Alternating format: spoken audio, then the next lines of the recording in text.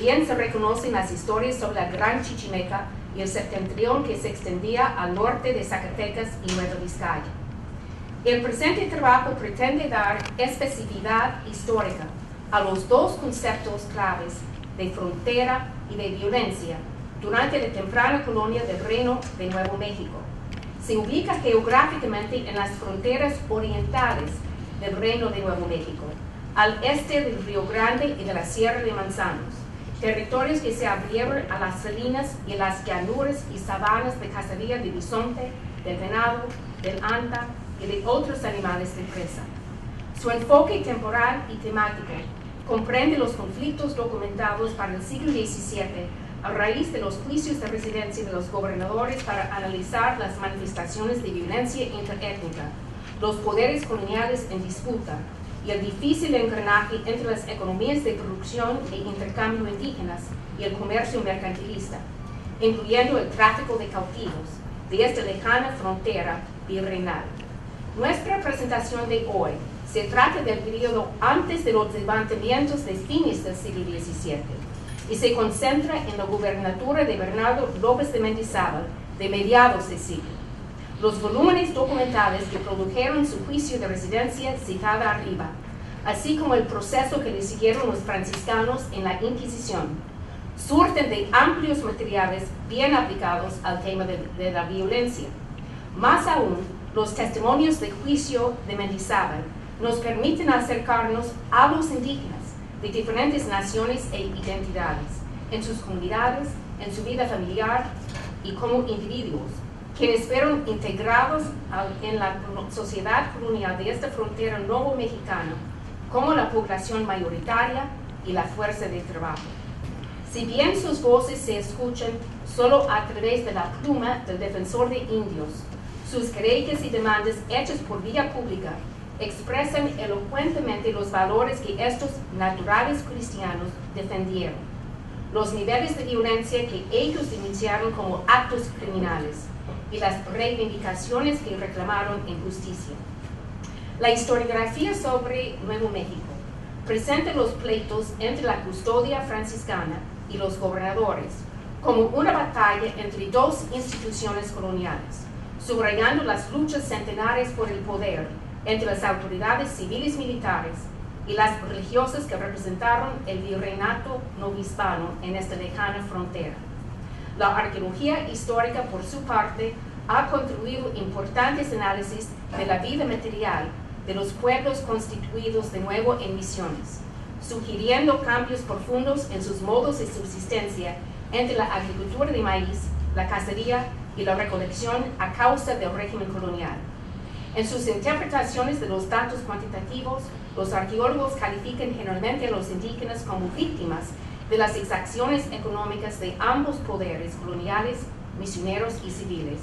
y arguyen que los indígenas sufrieron bajas demográficas y un quebranto en su salud, debido al sobrecargo de trabajo y las cantidades de maíz y otros productos de la tierra que se vieron obligados a entregar por vía del tributo. Ambos grupos de investigadores, tanto los historiadores como los arqueólogos, recurren a los textos traducidos al inglés y publicados en varias colecciones por los estudiosos a lo largo del siglo XX. El objetivo del trabajo que se ofrece para este coloquio es el de dialogar con la historiografía por medio de una investigación centrada en los documentos de archivo que de alguna manera completan los estudios arqueológicos y el corpus de textos publicados para abrir otras vertientes de su lectura e interpretación. Pretendo traer al centro de la escena las iniciativas indígenas para hacerse escuchar, negociar con las instancias coloniales y sí reivindicar las injusticias que reclamaron. Mi interés en particular es proponer nuevas preguntas acerca de la historia del área conocida como Las Salinas, la región fronteriza al oriente del Valle del Río Grande, y el devenir de las comunidades de diferentes idiomas y raíces culturales que en ella habitaron. Creo que un nuevo examen de los enfrentamientos políticos y sociales, documentados para mediados del siglo XVII, abrirá nuevas perspectivas sobre la historia de Nuevo México a largo plazo, creando un marco interpretativo para los levantamientos conocidos comúnmente como la Gran Revuelta de los Pueblos de 1680, subrayando los nexos entre esta provincia y los demás territorios fronterizos de la Gran Septentrión de la Nueva España. La provincia de las Salinas evolucionó gradualmente como un corredor de migraciones y asentamientos de diferentes grupos de cazadores, recolectores y agricultores, ubicada en la sombra de tres serranías, entre las cuencas del Río Grande y el Río Pecos. La provincia de las Salinas se extendía desde los pueblos de Pecos y Galisteo en el norte hasta el paso del Río Grande en el sur, comunicándose con la Nueva Vizcaya. Grupos de indios identificados como Tompiro, Manso, Jumano y Janos, entre otros, poblaron la región en dos conjuntos de aldeas, rodeando la serranía de Manzanos y la Sierra Jumana a partir del siglo XIV de nuestra era. Situada en una sabana transicional de pastizales y bosques, la provincia de las Salinas no contaba con fuentes de agua permanente, sino que los pueblos sembraron de temporal y regaron sus cultivos en escala reducida de los manantiales que fluían desde las faldas de las serranías. Buena parte de su subsistencia dependía de la cacería propia y de la carne de bisonte que obtenían por medio del intercambio de maíz con las tribus cazadoras de las llanuras hacia el oriente. La provincia tomó su nombre de los antiguos depósitos de sal, ubicados al este de la Sierra Jumana, recurso que atraía a los animales de presa y a diversos grupos indígenas. A lo largo de su historia, entonces, la provincia de Salinas se convertía en una región fronteriza de intercambios y enfrentamientos entre los grupos Pueblo, Cubano, Manso y otros agricultores seminómadas, así como los comanches, los apaches, los diné, cuyas rutas migratorias y correrías para la cacería y la recolección comenzaron a llegar a Nuevo México a partir del siglo XVII, pasando por las Salinas. En la víspera del llegado de los españoles a este territorio, la provincia de las Salinas se había moldeado por las culturas indígenas que construyeron pueblos, abrieron milpas de cultivo, almacenaron granos y semillas, y trazaron múltiples sendas desde sus aldeas hacia las salinas, las llanuras y los pueblos del Río Grande. El coloniaje efectivo del Virreinato de Nueva España llegó a Nuevo México solo gradualmente y con avances y retrocesos. Hasta fines del siglo XVI, en 1598, el adelantado gobernador Juan de Oñate salió del Real de Minas de Santa Bárbara, en Nueva Vizcaya, para establecer una colonia en San Juan de los Caballeros, y pese a la resistencia de los indígenas, Oñate y los misioneros franciscanos comenzaron a poner los cimientos de lo que sería el Reino de Nuevo México. En la década siguiente iniciaron la labor de evangelización paralela a la distribución de los pueblos en encomienda. Cada casa indígena debía tributar una fanega de maíz y una manta a su encomendero. Adicionalmente, bajo términos no bien precisos, los encomenderos exigieron mano de obra a sus pueblos para trabajar en sus granjas y estancias, lo que era motivo de conflictos en todo el siglo. Fuera del trabajo forzado, pero nominalmente reglamentado, bajo los términos de encomienda y repartimiento, la captura y esclavitud de huérfanos de los pueblos, de piezas de rescate, tomados presos en las expediciones militares contra los nómadas, se tornó una fuente de riqueza ilícita y de contención violenta, con repercusiones profundas y de largo plazo en toda la región. El Reino de Nuevo México dependía administrativamente del virrey, quien nombraba directamente a sus gobernadores, y en lo judicial de la Audiencia de México. Los gobernadores nombraban alcaldes mayores con jurisdicciones sobre grupos de pueblos. El alcalde mayor de las Salinas ejercía autoridad en la provincia, junto con los pueblos de Senecú, Socorro e Isleta. La empresa misional en Nuevo México se adjudicó a los franciscanos y concretamente a la provincia del Santo Evangelio en México. Al consolidarse las primeras doctrinas en los pueblos indígenas y las parroquias para los vecinos hispanos, desde sus asentamientos primitivos en San Gabriel y Santa Fe, los franciscanos establecieron en 1617 la custodia de la conversión de San Pablo de Nuevo México, ligado directamente con la provincia del Santo Evangelio y el convento grande de San Francisco en la capital virreinal. En la década siguiente, los franciscanos de la custodia comenzaron a fungir como comisarios del Santo Oficio de la Inquisición en Nuevo México. La evangelización llegó a la provincia de las Salinas en la segunda y tercera décadas del siglo XVII. En la medida que la provincia tomó forma, el Camino Real comunicaba los pueblos de Salinas con Santa Bárbara y el Real de Parral, pasando por la Junta de los Ríos y el Paso del Norte, y con los pueblos río abajo del Río Grande de Isleta, Sevilleta, Socorro y Senecú. Los pueblos de las Salinas y del río abajo comprendían una subregión fronteriza que tenía nexos con los incipientes mercados y asentamientos coloniales de Nueva Vizcaya y Sonora, a la vez que se mantenía abierta hacia el oriente a las llanuras de Bisonte y la vida nómada de los tribus de cazadores que expandían sus territorios, ahora montados a caballo.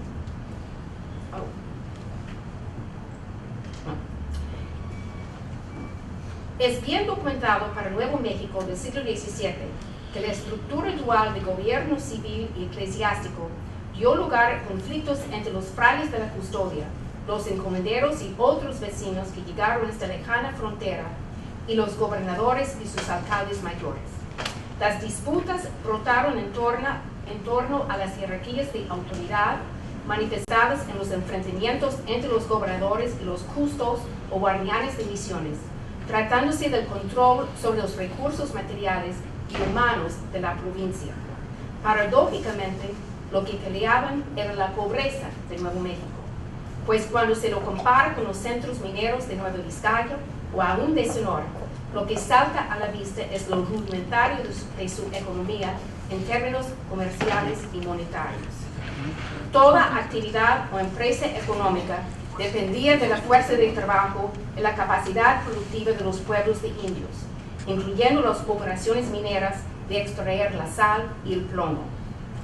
A esta economía declarada se añadía el tráfico semiclandestino, pero extendido, de los cautivos.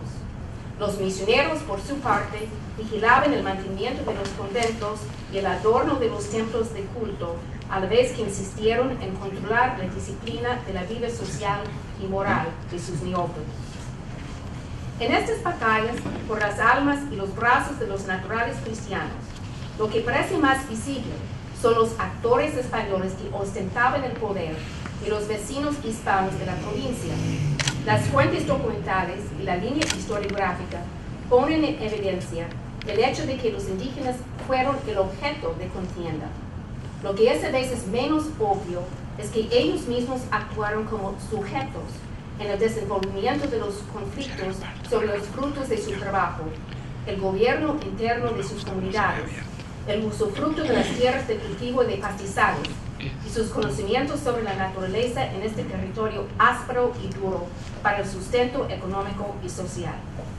Una de las ocasiones en que las voces indígenas brotaron con más fuerza e identidad propia en los testimonios generados por la burocracia imperial se trata del cambio de autoridades, sea el custos o el gobernador del mando civil. Las residencias a que todos los gobernadores se sometieron al concluir su administración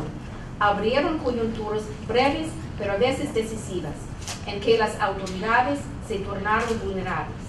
En los juicios de residencia, conducidos generalmente por el gobernador entrante a raíz de una orden virreinal, tanto los vecinos como los indios, a través del defensor de los naturales nombrado para el caso, presentaron querellas, es decir, acusaciones de carácter criminal y demandas económicas en contra del gobernador saliente. El juicio de residencia contra don Bernardo López de Mendizábal en 1661 fue especialmente revelador de los conflictos y las acciones violentas que sacudieron la provincia interna y recayeron sobre la vida física y moral de los indígenas. Don Bernardo López de Mendizábal llegó a la gubernatura del Reino de Nuevo México con dos objetivos bien definidos: hacerse rico hasta donde se lo permitiría la pobreza de la región y disminuir en lo posible la eficacia moral y económica de los franciscanos. Al llegar y tomar posesión de su mandato en la villa de Santa Fe, López de Mendizábal ubicó a sus propios agentes en las alcaldías mayores para intimidar a los frailes, los indígenas y los oficiales criollos de cabildo. Nombró alcalde de la provincia de Las Salinas al capitán Nicolás de Aguilar, con la autoridad de comandar el trabajo de los indios y ordenar castigos a su arbitrio. López de Mendizábal dio órdenes para privar a los frailes todo acceso al trabajo indígena, bajo amenaza de azotes, incluyendo el mantenimiento de las siembras y huertas en las misiones, el servicio doméstico y aún los sacristanes, los músicos de coro y los acólitos que asistían en la misa.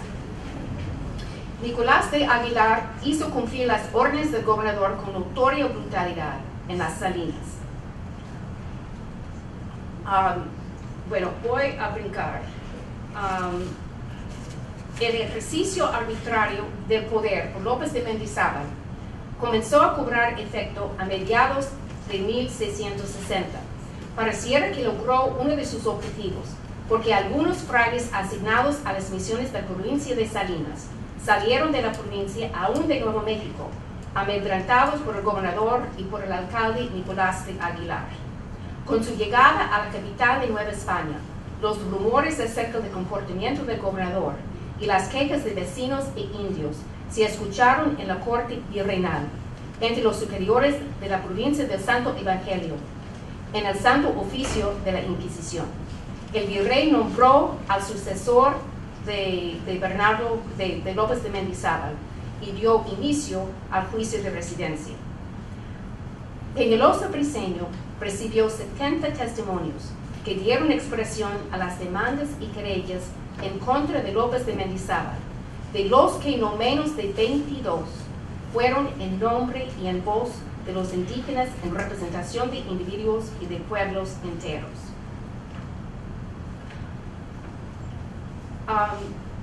Uno de los demandantes era un capitán indígena, don Esteban Clemente, quien gozaba del respeto de los franciscanos y de los civiles, porque fungía de intérprete en hasta 7 idiomas, y su capitanía abarcaba un área vasta que llegaba a Janos en las fronteras nómadas de las llanuras. También el gobernador lo había mandado en un viaje largo arbitrariamente. El caso más escandaloso vino en la forma de una querella criminal. Añadido a la muerte del secano, denunciado por su viuda, como vimos al principio de esta presentación, el episodio más grave reportado en el juicio de residencia fue la matanza que ordenó don Bernardo de López de Mendizábal de los apaches que habían entrado de paz en varios pueblos de indios cristianos, con autorización misma del gobernador. Fray Diego de Santander, secretario de la custodia de San Pablo de Nuevo México, escribió al virrey desde el pueblo de Senecú en octubre de 1660. Acaeciendo, Señor, de dado su majestad y vuestra alteza, con tan justas penas,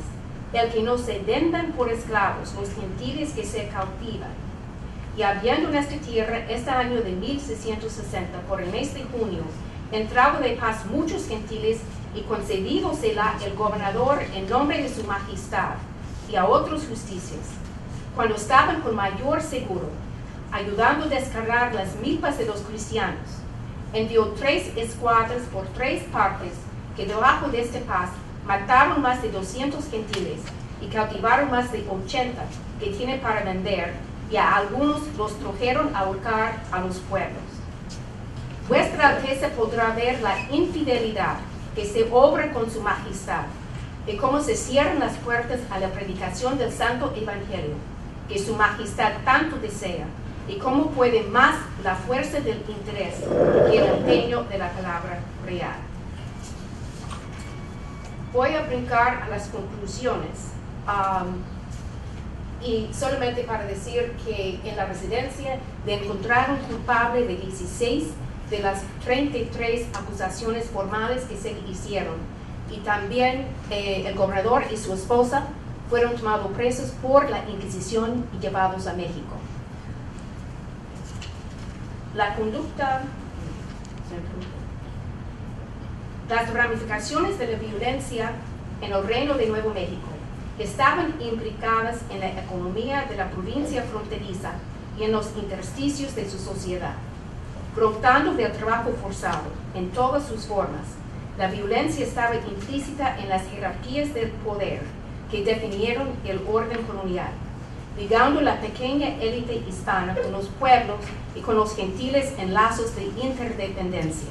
Los indios, definidos como los colonizados por el régimen y obligados a pagar tributo y rendir servicios a los encomenderos, a los frailes y a los gobernantes, mostraron su capacidad de negociar a través de las instituciones.